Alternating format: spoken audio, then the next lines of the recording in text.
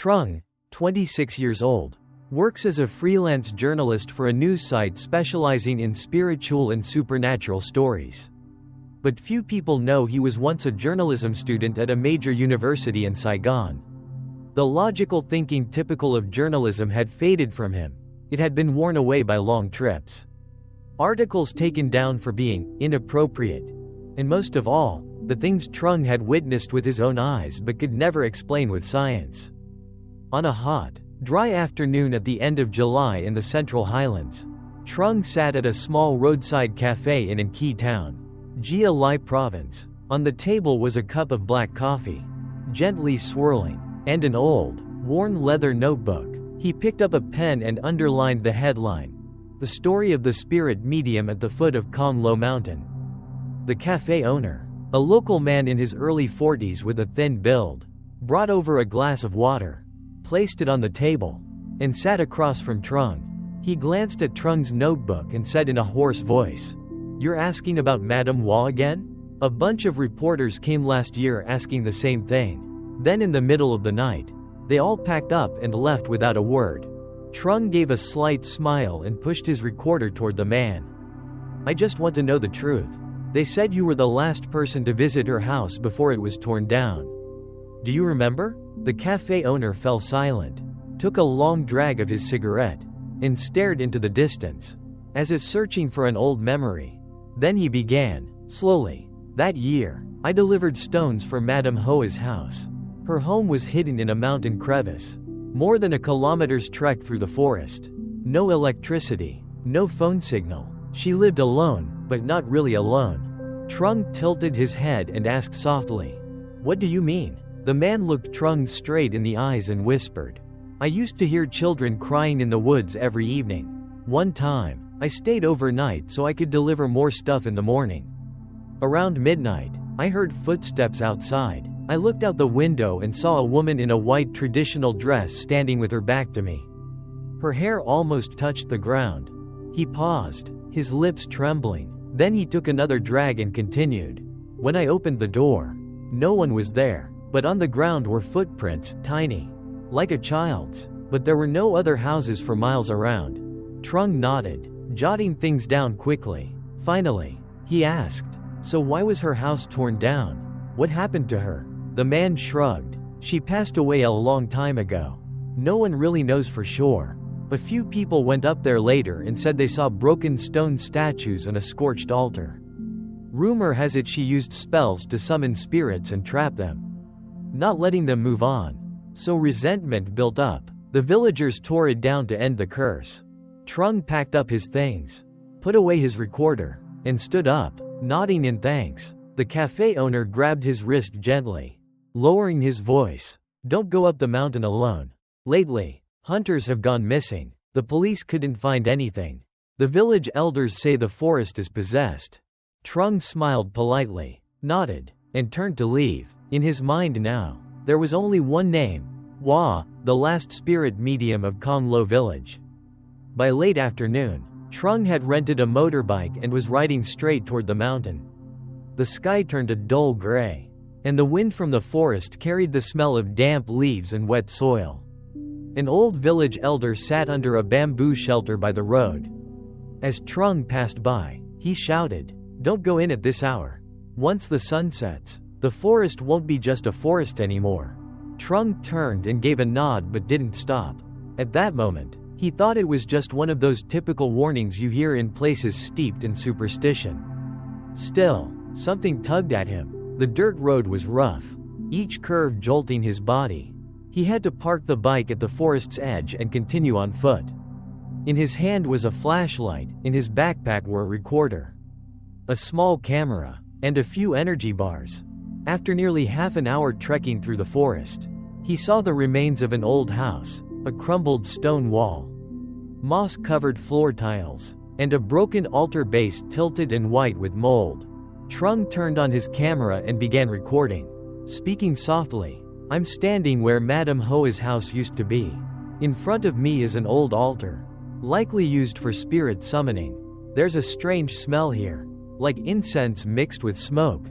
Suddenly, a knocking sound came from behind. Thump, thump. Trung spun around, startled, but saw no one. He shined his flashlight into the space between the trees. Another thump, thump, this time closer, like someone tapping on a hollow log. He walked slowly, step by step, until he saw something that made his spine freeze. A wind chime made of bones, real bones, hung between two branches. Swaying gently, the breeze wasn't strong, but it rang steadily. Inside the chime was a bundle of long black hair, tightly tied with red thread. Trung swallowed hard, whispering, "This is a soul-binding charm." Before he could film it, a gust of cold wind rushed up behind him. He spun around, flashlight aimed, but the light only lit up the empty woods. When he turned back, he froze. Right beside the ruined altar stood a woman. Long hair covered her face. Dressed in a tattered white gown, her arms hung limp, barefoot, and not a single sound came from her steps. Trung stepped back instinctively, stammering, Who are you?" The woman lifted her head. Her face had no eyes. He dropped his camera and bolted through the underbrush. Branches lashed at his face, drawing blood, but he didn't stop. Behind him, footsteps chased, slow, but relentless. Every time he stumbled, he'd hear that thump, thump again. He didn't know how long he had been running. When he finally looked up, it was completely dark. Ahead was a small stone shrine, probably the village's old temple.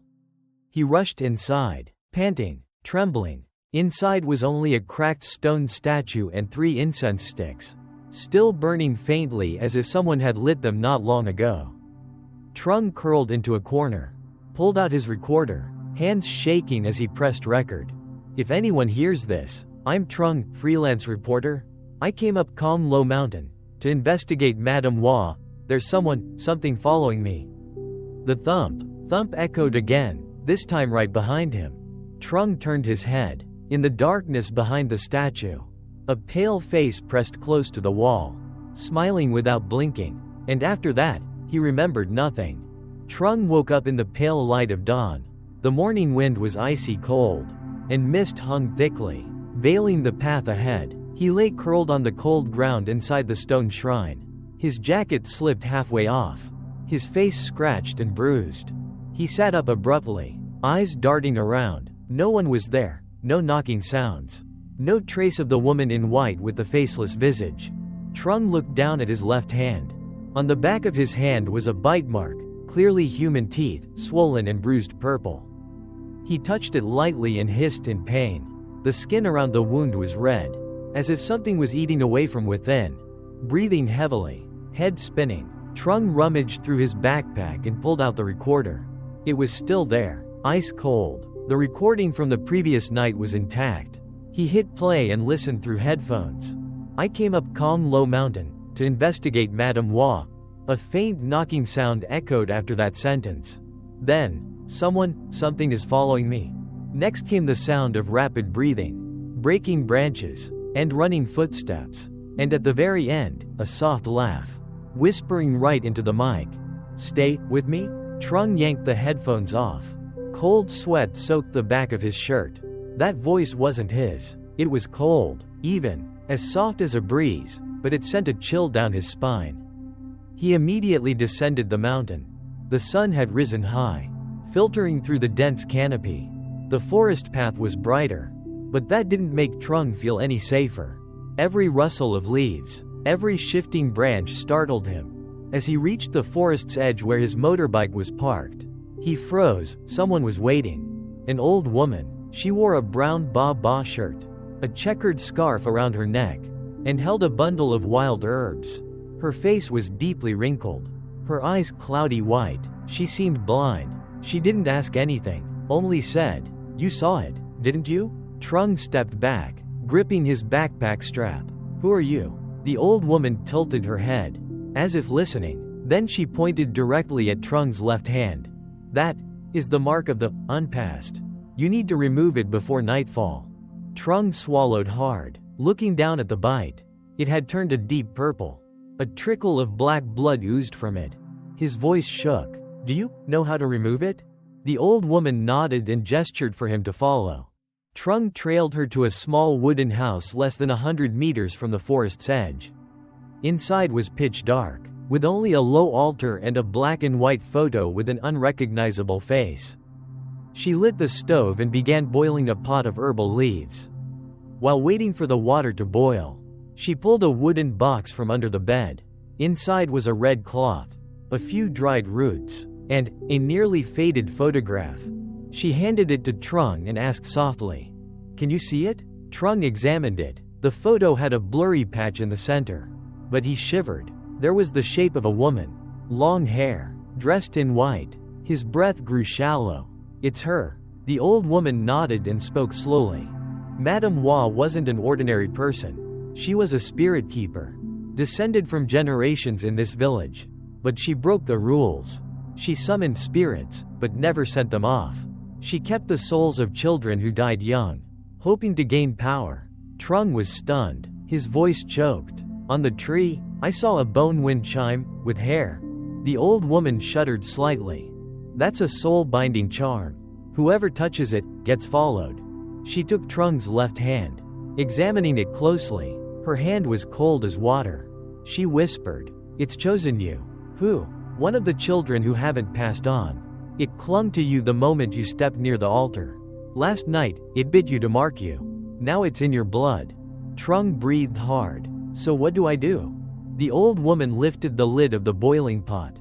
The pungent aroma filled the room, suffocating. She dipped a cloth into the brew and pressed it onto the bite. Trung hissed from the pain. A thin stream of black blood spurted out from the wound.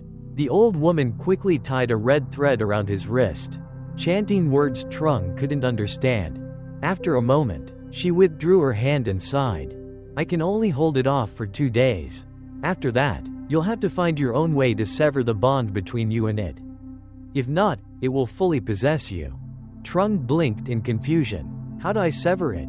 The old woman bent down, rummaged through a corner, and handed him a charred, tattered notebook with a scorched black cover.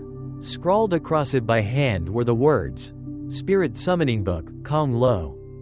This was Madame Hua's. "I found it after she died. It contains the names of every child she kept. To sever the bond, you have to find the exact name of the one following you. Only by knowing the name can you call it out and send it away." Trung's hands trembled as he turned the pages.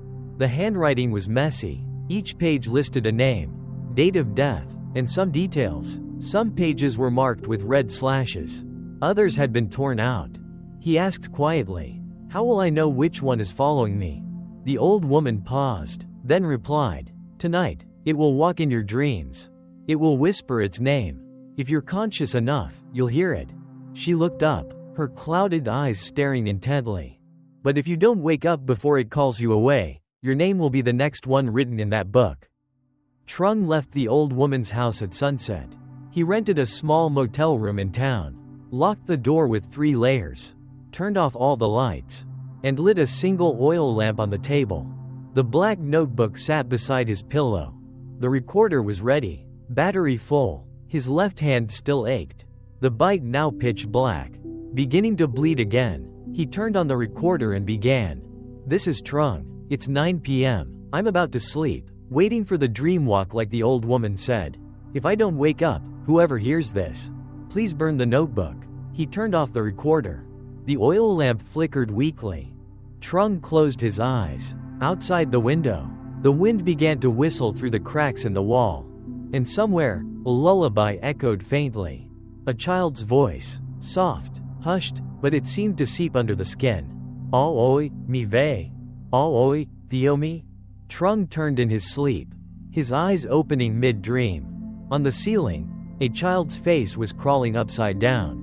Its mouth was smiling, and it whispered, a name. Trung couldn't pull his hand out from under the blanket. His body lay still, but his mind was wide awake. The lullaby still lingered like a whisper right by his ear. Sometimes near, sometimes far. A pungent, acrid smell filled the air, a mix of blood, rotting leaves, and half-burned incense. The wind no longer howled through the cracks in the wall. It was howling inside Trung's head. He tried to open his eyes, tried to move, but his body felt pinned down by some invisible weight. The veins on his left arm bulged, black like a centipede crawling around the bite mark. And from the darkness at the edge of the bed, a child's voice rose. "What's your name?" Trung froze. He didn't answer, but in his mind echoed his own voice. "My name is Trung. Don't come near me." The child didn't hear it. She kept asking. Again, "What's your name?" Trung held his breath, didn't move. A small, icy hand pressed against his forehead. "My name is Na." Her voice stopped short, whispering, as if trying to remember. "No, that's not it. Mama called me Bayman, but the people here called me the stillborn girl." Trung shuddered. "I don't have a real name. She never gave me one, she just took my hair, my blood, and hung a wind chime on the tree." Trung's throat felt tight. His eyes were still closed, but he could hear the wind chime clearly at the head of the bed. Then came a ripping sound, like someone tearing a page from the notebook beside the pillow. A whisper brushed against his ear. "I've chosen you. You're the only one who can hear me speak." Trung opened his mouth to breathe, but couldn't speak. The child leaned closer, whispering one final sentence, clear as day. "My name is Lin Na." And the room went completely dark.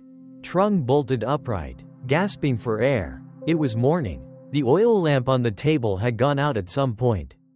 The smell of smoke and blood still lingered in the air. Trung immediately turned on the recorder. He rewound to the end.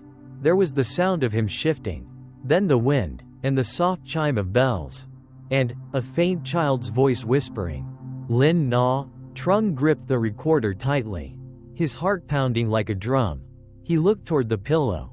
The notebook was still there, but the first page had been torn out. He quickly flipped through the remaining pages. Near the end, a new line had just appeared in fresh red ink. "Lin Na, not yet sent." Trung stood frozen. His left hand throbbed with pain, the bite now oozing blood, spreading into the shape of a circle.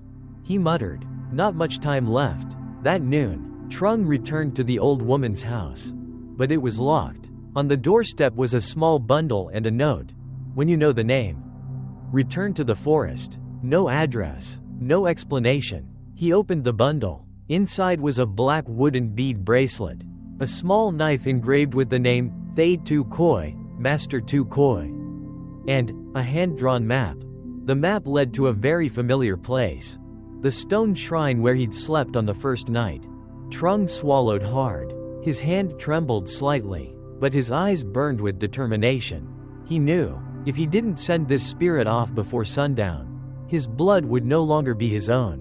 He wrapped the bracelet around his right wrist, tucked the knife into his belt, and set out. The forest by day no longer held the eerie mystique of night. But with each step, Trung felt someone following him. Not footsteps, not wind, but breathing, a soft, icy breath, exhaling against the nape of his neck. By around 3 p.m., he arrived at the stone shrine again. The grass had grown tall, and the previous day's footprints had nearly vanished. But in the wind, he could still hear the sound of the wind chime mixed with the rustling trees.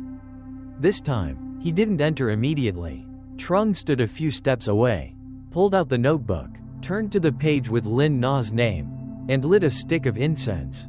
He read aloud, clearly, "Lin Na, if you're still here, I call your name the first time." The air was utterly still. Trung took a deep breath. "Lin Na, I call your name the second time." The wind chime rang faintly. A cool breeze brushed against his face. Trung gripped the incense stick tightly and called out one final time. "Lin Na, I call you the third time.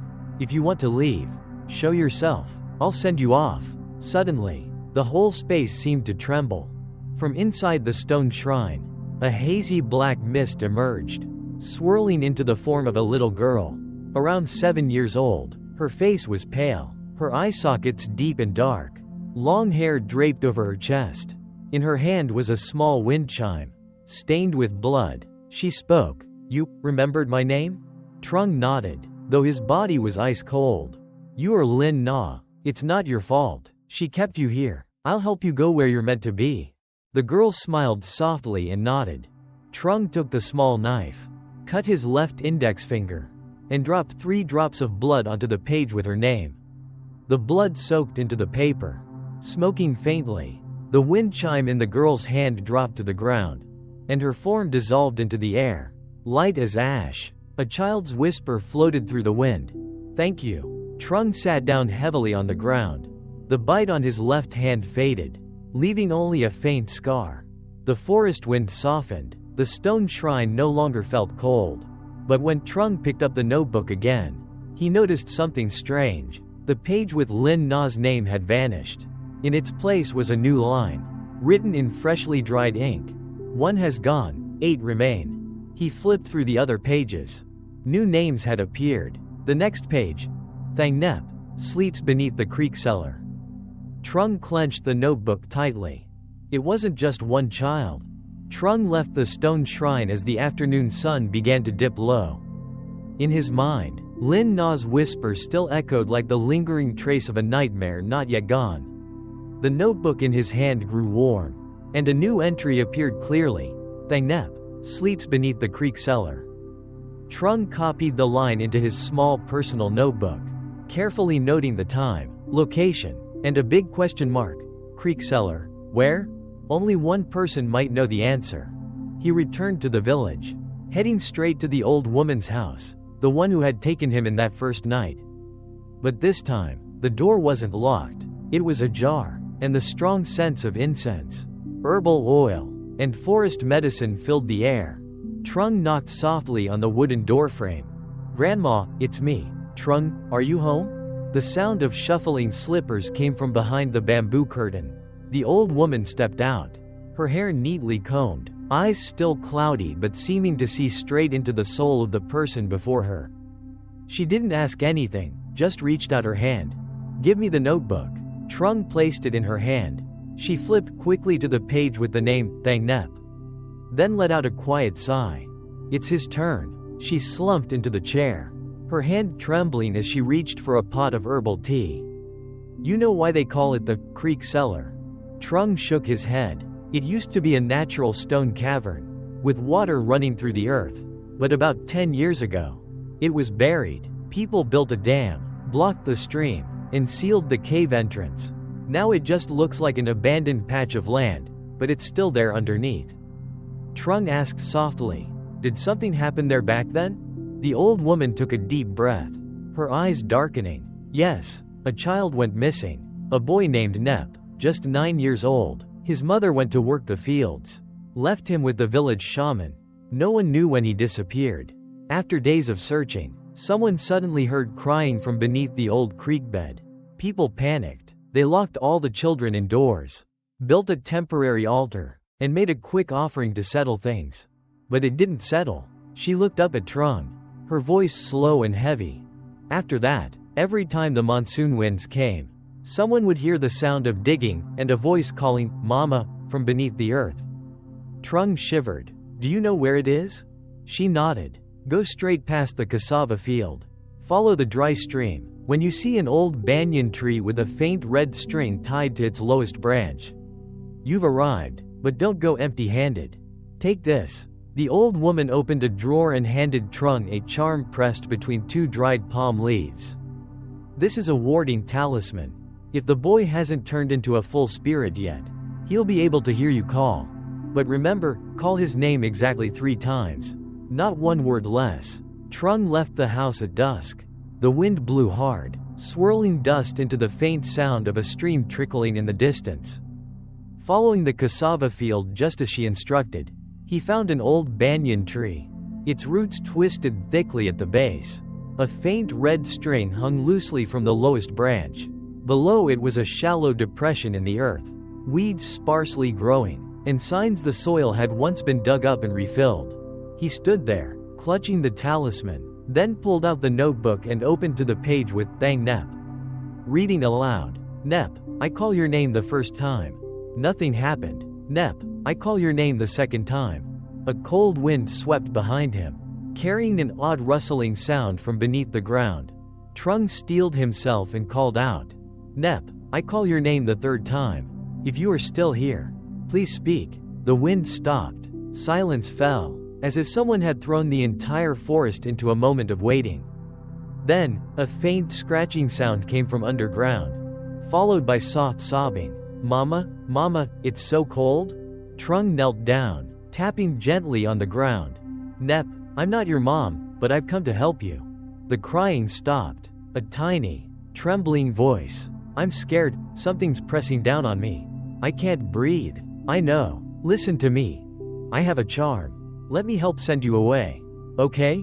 The earth beneath Trung's hand began to warm. He opened the talisman and placed it at the center of the shallow patch. Then he bit his fingertip and dropped a few drops of blood onto it. The scratching sounds below sped up, frantic, desperate. A cold breath rose from the ground, and he saw the earth begin to crack, as if someone deep inside was struggling to rise.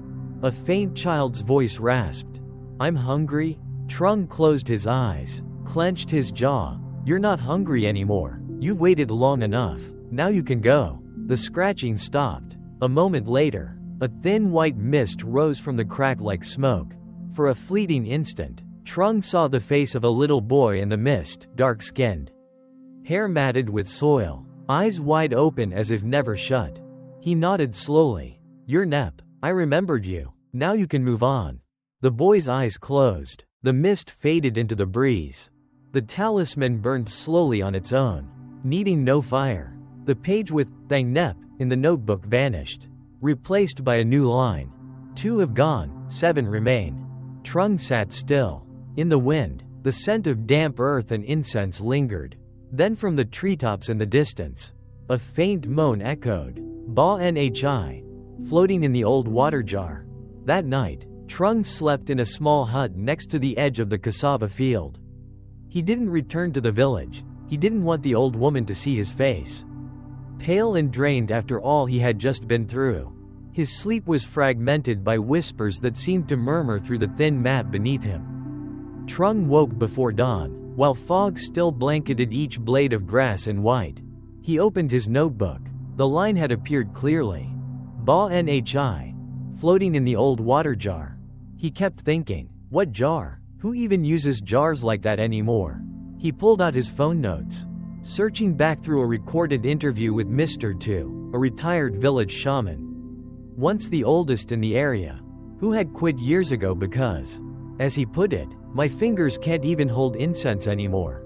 In the recording, the old man had briefly mentioned an old spirit medium's house, once used for lifetime rituals of soul cleansing, located near the western forest edge of the village. After the medium passed away, the house was abandoned, covered in moss, but behind the kitchen wall, a large water jar remained, the very one the medium once used to soak incense ash and wash his hands after summoning spirits. Trung flipped his notebook and wrote 3 bold words, "Spirit Medium's Jar." The path to the old house wasn't on any map. Trung had to ask a villager for directions. A man named Uncle Hao agreed to guide him. As they walked, he spoke in a low voice. "That place is remote. Almost no one goes near. The old spirit master's ceremonies were powerful back in the day. But after he died, no one dared come close. Every night, you could hear the sound of water splashing."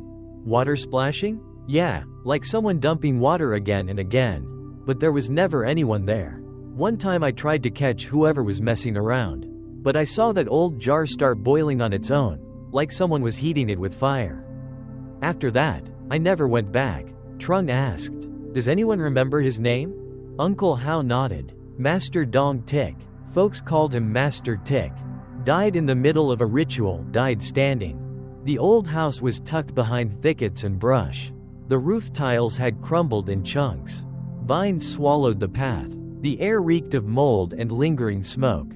Trung entered through the side door.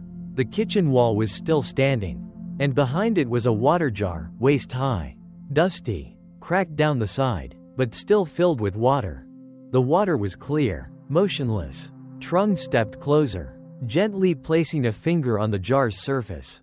The moment his skin touched the water, a chilling surge ran down his spine. The jar began to tremble slightly. Then a gurgling sound echoed from the bottom, as if something was shifting within. Trung immediately took out the new talisman, pressed between 2 palm leaves, and placed it beside the jar. He opened the notebook, staring at the name, "Ba Nhi. I call your name for the first time." The water darkened instantly, turning ashy gray. A faint, Metallic stench rose into the air. Ba Nhi, I call your name for the second time. Do you hear me? In the murky water, something surfaced, a small hand. Pale gray, with purple fingernails. Trung trembled slightly, but his voice remained firm. Ba Nhi, I call your name for the third time. I've come to help you, don't be afraid. The water fell still. Then, from the jar, a white mist began to rise, forming the faint shape of a little girl, hair soaked and clumped. Face drenched, eyes wide and ghostly white. I'm Nhi. Trung nodded gently, voice soft. I'm Trung. You've waited a long time, haven't you? Cold, I sank, no one heard. Her voice was broken, fragmented. Cold vapor surrounded her, yet the jar never overflowed. I'm here now. I brought a charm. I'll help you leave this place. The girl went quiet, then asked in a whisper, Where's Mama? Trung clenched his fists. She's not here anymore, but someone remembers you. Many are waiting for you to find peace. Please, listen to me. The girl slowly bowed her head. Her misty form dissolved into the air. The water in the jar returned to crystal clear, odorless. The talisman beside it burned away on its own into fine ash. Trung opened the notebook. The line, Ba Nhi, floating in the old water jar, vanished. A new line appeared. 4 have faded, 6 still laugh. Trung froze. 6? Someone is still laughing? And where? Wind rushed through the cracks in the wall, carrying a faint echo. 2 Kuoi, standing by the lime graveyard. Trung closed his eyes, swallowing hard. The veins on both temples throbbed. He flipped to a new page and wrote, 2 Kuoi, lime graveyard, asked the old woman. He knew now, he couldn't keep doing this alone. He had to return. He had to ask for answers. Trung pedaled back to the village under the dimming light of dusk. An early rain had left a thin layer of sticky mud clinging to both sides of the road. He was exhausted, but he couldn't stop. From the water jar of the old spirit medium to the newest line appearing in his notebook, everything was connecting into a strange, unbroken chain. He knew if he stopped now, whatever was hidden beneath this village would be buried forever. By the time Trung arrived at the old woman's house, it was already nearly dark. The heavy scent of incense spilled from the front room. He stepped in and called softly, Grandma, can I come in? No answer. The house was silent. Only the oil lamp swayed slightly, casting the old woman's shadow long across the wall. Trung stepped closer, voice filled with concern. Grandma, are you okay? She was still sitting with her back turned, clutching an old pillow, her white hair draped over her shoulders. Trung gently placed a hand on her shoulder. Grandma, at that moment, she jolted and whipped around. Her eyes looked foggy, as if waking from a deep trance, but when she saw Trung, they flashed with a sharp, piercing light. Where have you been all day? I went to the old spirit medium's house.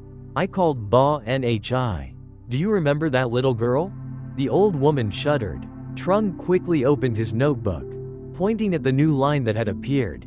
Look, after Ba Nhi. It says, 2 Kuoi, standing by the lime graveyard. Who is that? Silence. The wind suddenly whistled through the door cracks like a long breath. The old woman clenched the pillow to her chest, lips pressed tight. After a long pause, she finally exhaled. 2 Kuoi, that's a nickname the villagers gave him. Back then, he was a little off. Laughed to himself all the time. The creepiest part? He would laugh even during funerals. Trung frowned. You mean, actual laughing? She nodded slowly. No one dared invite him to ceremonies anymore. Eventually, he died suddenly, without warning. People were so scared, they buried him with quicklime to keep him sealed. His grave is at the far edge of the village, just past the sugarcane field. Trung scribbled quickly. Kuoi's grave, past the sugarcane field. The old woman suddenly spoke quietly, eyes avoiding Trung's. Don't go near it. Why not? That grave's not like the others. Anyone who gets close ends up dreaming of laughter. Some never come back, others return but never quite the same. Trung pressed his lips together. But if he's the next one on the list, I can't stop now. The old woman looked at the notebook. her tone dropping low. "You're playing with fire. Do you even know whose notebook that is?" "You know?" She nodded slowly. "It belonged to a spirit medium. The last one in the village who could call the dead without being trapped. She's gone now. She died, right there. At Kuoi's grave." Trung froze in disbelief. "You're saying, this notebook belonged to someone who's dead?" "Yes. And it only shows new names when it encounters souls that haven't passed on. You can read it, because you carry ghost blood." Trung sat silent for a long moment. Then gave a faint, bitter smile. "Maybe that makes sense. Every time I turn a page, I feel cold, like someone's sitting right behind me, but I never dare look." The old woman whispered, "If you insist on going, take some stove ash with you. It's the only thing that can silence those chilling laughs." It was fully dark by the time Trung reached the edge of the sugarcane field. He carried a flashlight and a small cloth bag containing the stove ash the old woman had prepared. The narrow path cut across a dry ditch, overgrown with knee-high grass. Just as she described, a lone grave rose from the weedy plot, blotched with white lime dust over cracked bricks. No marker, no name, just a faint reddish stain, like old blood, running around the base. Trung stood 3 steps away, placed the notebook down, and opened it. Nothing appeared. No text, no name, but the wind suddenly whipped up, wild and forceful. The sugarcane stalks rattled violently, making a creaking, rustling sound that almost sounded like giggling. And then, he actually heard it. A high-pitched, manic laughter, echoing from nowhere in particular. Trung spun around, saw no one. The grave remained still. The flashlight went out. He stepped back, grabbed the cloth bag, and scattered the stove ash around the base. The laughter ceased instantly. Then, from the sugarcane thicket, a short figure emerged, hair wild, face smeared with dirt, not walking, not crawling, just gliding. He wore a tattered shirt, grinning from ear to ear, mouth stretched wide like a carved wound. "You called me 3 times? I came to play." Trung's hands trembled. He swallowed hard. "You are Tu Kuoi?" The figure didn't answer, just tilted his head, eyes wide. "It's nice here, and cool, but no one laughs with me." Trung tried to stay calm. "If you come with me, I'll tell you jokes every day." The figure suddenly went silent, face contorting like he was about to cry.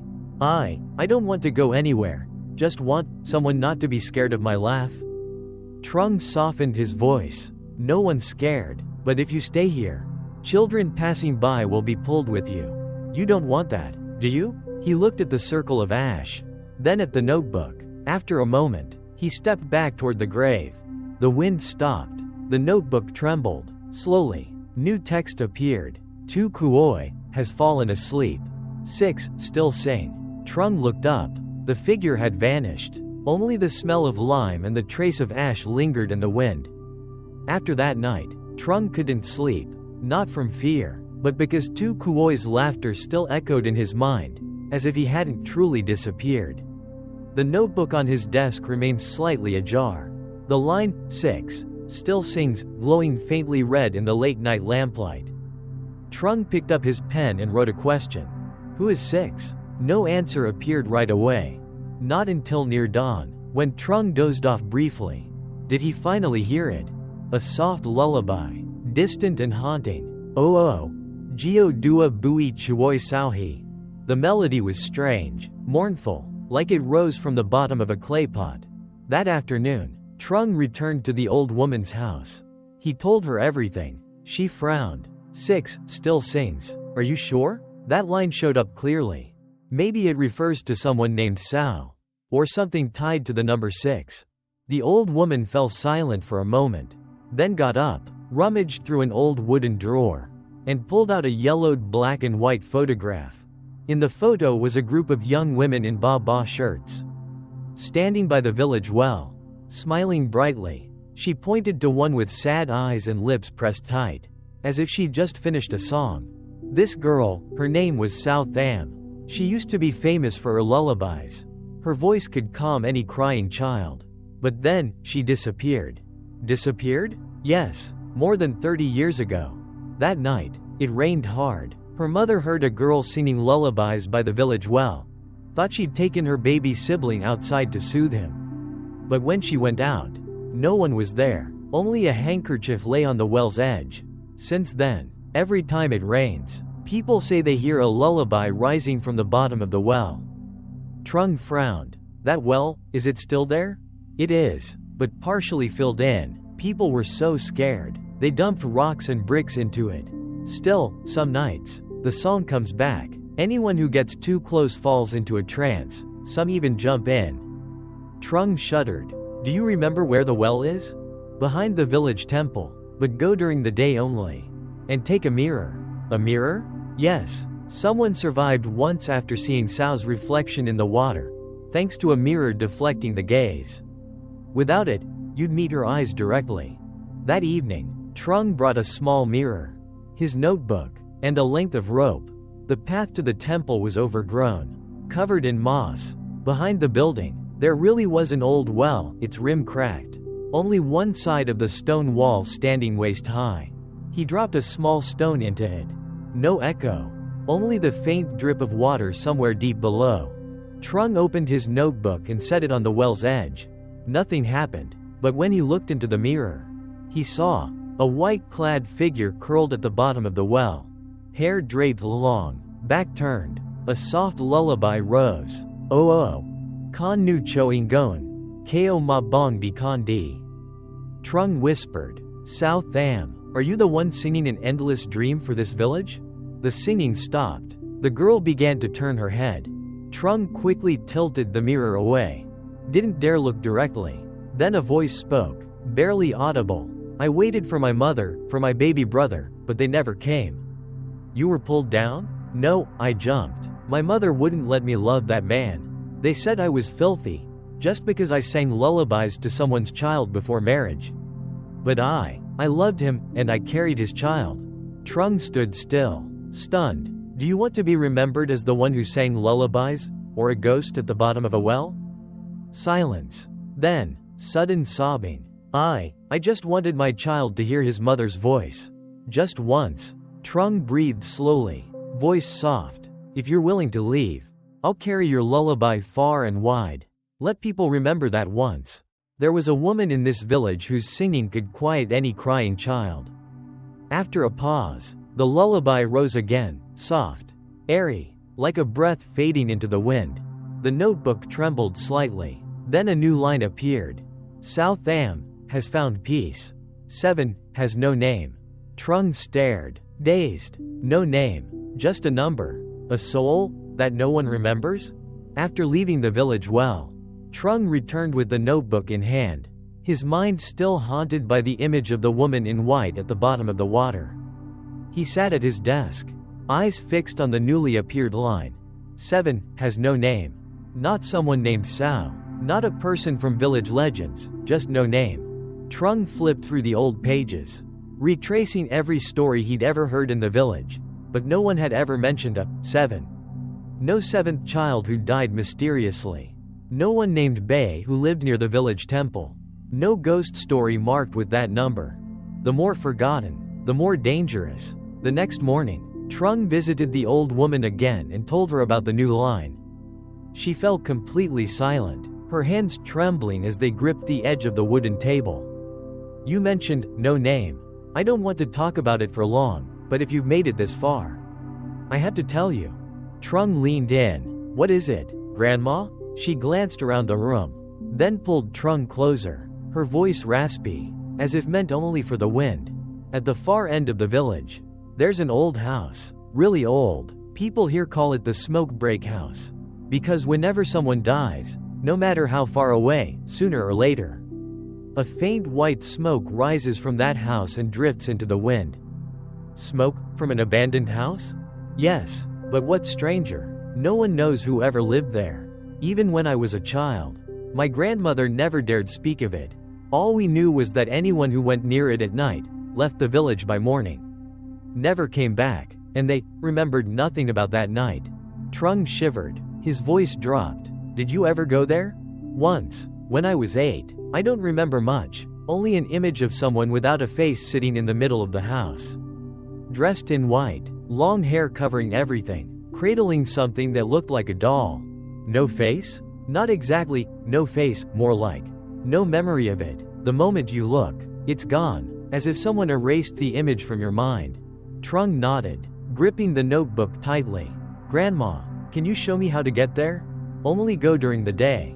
Child, as long as the sun's still up, your soul is still anchored. The path to the smoke break house veered far from the village. Beyond a dense stretch of coffee trees, the trail was narrow, barely wide enough for one person, and overrun with wild grass. Trung walked past rows of stilled trees, palms damp with sweat. The house emerged slowly, hidden behind a pale layer of white mist that looked like fog. Its brick walls were crumbling, the roof sagging in patches. The wooden door hung loosely, swaying with the breeze. Trung tucked a small mirror into his chest pocket, then gently pushed the door open. No sound, only the smell of old incense, as if clinging to the air from decades ago. A thin layer of ash coated the floor. Every step left a clear print behind. Trung pulled out the notebook, placed it in the center of the room, and turned on his voice recorder. My name is Trung. I didn't come to intrude, only to understand. Whoever once lived in this house. If you can hear me, please give me a sign. Silence. Wind pushed through the door's cracks, stirring the ash into a soft spiral. Then, the notebook twitched. A new line appeared, in thick black ink, each stroke scratched like it was carved with fingernails. I have no name because no one ever called me. Trung swallowed hard, voice steadying. Then, may I call you Seven? The ashes gently swirled. Trung felt a chill pass across the back of his neck. A faint whisper. Seven, Seven. Then, in the corner of the house, Trung saw a figure, draped in white. Long hair covering the face. No clear features, as if seen through rippling water. He sat down slowly, speaking gently. I didn't come to force you to leave. I just want to understand why you stayed. A soft whisper. I was never born. You mean, you never became a full being? They abandoned me, before I even had a name. Trung sat frozen. A child, discarded before becoming a person? What do you want? Is there something I can do? A cold breath brushed against his shoulder. He didn't turn. Then a child's voice rang out. Clear, as if rising from beneath the floor. Give me a name. Trung closed his eyes, trembling slightly, then opened the notebook, pen in hand. I'll call you Thou, because if you must pass through this life, then at the very least, someone will have thought of you by name. At that very moment, the house shifted. Ashes rose into the air. Wind roared, and then, silence. The old line in the notebook faded. A new one appeared. 7, Thou, has a name. 8, remains, but is not human. Trung sat in stunned silence. 8, not human? No longer a spirit, not a living being, either. Trung left the smoke break house just before the last rays of sunlight disappeared. He walked a long way through the coffee fields, unable to shake the echo from earlier. Give me a name. The final line in the notebook remained etched in his mind, clear as day every time he closed his eyes. 8, remains, but is not human. The words hung there, unfinished, unclear, but Trung's instincts told him this was the final chapter. The last knot tying everything together. Every death, every ink-soaked page, every haunting gaze from the spirits he'd met, it all led here. Back in the village, Trung stopped by the old woman's house. It was nearing dusk, but she hadn't gone to bed yet. She was burning incense at a small altar near the door. You came at the right time, she said softly. There's something I haven't told you, because it doesn't belong to the realm of the living. Trung sat down, eyes steady. It's about 8, isn't it? She nodded. 8 isn't a name. It's what came after this village broke a sacred law. Her voice lowered, as if trying to keep the wind itself from hearing. Long ago, the village had a man. Not a shaman, not a spirit master. He came from far away and told the village elder one thing. If you want your descendants to never starve, you must raise something, called the Nameless One. Trung shuddered. Like Thou? No, Thou was a wandering soul. This was a living charm, created from a stillborn fetus mixed with the blood of 3 village generations. Trung's throat tightened, his mouth dry. You mean, the villagers created it themselves? The old woman nodded, eyes heavy with sorrow. 12 people, each gave part of their blood. They called it the 12 blood tethers. Then the thing was raised in darkness, at the bottom of a deep pit, a place called Giang Fan. Trung was stunned. Giang Fan? What well is that? Not the village well. It's an old one behind the hill. No one dares go near it. For decades now, people have said anyone who looks into it either loses their mind, or vanishes without a trace. Trung stood up suddenly. Grandma, can you show me the way? She said nothing. Instead, she walked quietly into the back room and returned with a hand-drawn map. If you go, she said, handing him a small branch wrapped in red cloth. Take this. It's a vine that only grows near that well. Use it to tell real paths from illusions. That night, Trung went alone into the forest behind the hill. The farther he went, the colder the wind became. Under the flashlight, twisted trees leaned toward each other. As if whispering secrets, the wind howled, flipping the tall grass backward. After a while, he saw it, a low stone well, moss-covered. The air around it was thick, as though the mist refused to lift. Trung shone his light down. No bottom, just swirling white fog like smoke. He placed the notebook on the well's edge. The moment his hand left it, a line appeared. 8 is here, but it doesn't know what it is. He crouched, voice slow. If you can hear me, I am the last one. I didn't come to banish or condemn. I only want to understand why this began. Silence. The wind stopped. A child's voice shrieked from the bottom of the well, slicing through the forest. I was not born. I was not allowed to die. They kept me, so they could live well. Trung pulled out the sacred vine and held it in front of him. A black shadow surged up from the well, swirling in midair, then formed into a distorted being. Not a child, not an adult. Its features were blurred, skin ashen, eyes sunken. It hovered just in front of Trung, voice aching and bitter. I have no name, no mother, no land to return to. During every ancestor offering, they would spill blood into this well for me to feed. Trung looked up, gripping the notebook tightly. Those people are gone now. The last of them has left the village. No one holds you here anymore. You can choose to go. The shadow trembled. But I am the reversal charm. If I leave, everything flips back. Famine will return. Their descendants will pay. Trung went silent. The notebook pulsed. New writing formed. Want me gone? Choose. Write my name. Or leave me here. Trung took a deep breath and raised his pen. If a name is what you need, I'll give one. Not to bind you, not to trap you, but to give you back your right to be called. The shadow recoiled, twisting grotesquely. You're not afraid? I am, but I'm more afraid of you staying forever as nothing. Trung wrote, 8, sin, to be called human. If only once. Instantly, the world fell silent. The shadow shattered like mist, breaking into faint lights that sank into the well. The notebook faded. When Trung opened it one last time, only one line remained. No one remains. The next morning, villagers were stunned to find the smoke break house had vanished. No ruins. No foundation. In its place, a patch of soft purple wildflowers had bloomed. The well behind the hill had also dried up.